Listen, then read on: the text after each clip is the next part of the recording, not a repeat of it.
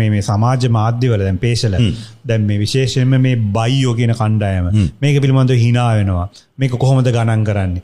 මිලින්ද ඇත්තට ඕගලන්ටත් මම අපි දැන් මායි පේශල ඇත්තට මේ ප්‍රෝග්‍රෑම් එකට අද ආවේ මේ දැනුම පොඩ්ඩක් උගන්වන්න. ඔව්.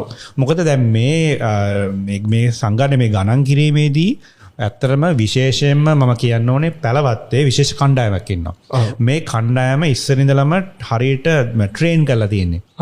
ඒ කියන්නේ දැන් ඕගලන්ට තියෙන මේ විශේෂ කාර්ය බලකායක් ඒකට බලකායක් ඉන්නවා. එක්ස්පීරියන්ස් තියෙන අය ඒගොල්ලෝ. එක්ස්පීරියන්ස්. ඒ කියන්නේ දැන් මෙතනදී මිලින්ද දැන් මේ කණ්ඩායමට විශේෂ පුහුණුවක් ලබා දීලා තියෙනවා. දැන් ඕගලන් hina වෙනවනේ මේ ගෙදර ඉන්නකොට අනිත් ගෙදරට පැන්නම කොහොමද? නෑ.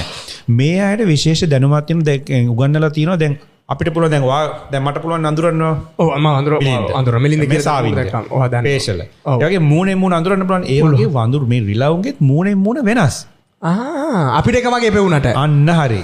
දැන් අපි ගත්තොත් අපි චීනට ගියාම අපිට එකපාරට අඳුර ගන්න බැහැ. මේක වගේ නම ඒ ඉන්න අයට පුළුවන් ඒක අඳුර ගන්න. ඉතින් මේ පැලවත්තේ විශේෂ කණ්ඩායමට පුළුවන් මේ රිලව් ඒගොල්ලන්ට දැන් ඒගොල්ලන්ගේ තියෙනවා. හරිකම්. මුණවල අඳුර ගන්න පුළුවන් නම් වලින්. ඒතකොට ඒගොල්ලෝ එහා පැත්තට මෙහා සිරි බණ්ඩ මෙහා ජැට්ටු ඒ වගේ. දැන් ඒගොල්ලන් එහා ගෙදරට පැන්නත් ඒක ඒගොල්ලන්ට පුළුවන් අඳුර ගන්න. අයියෝ මු අතන හිටපු එකානේ කියනවා. මතුම යන්නේ මේ චූටියනේ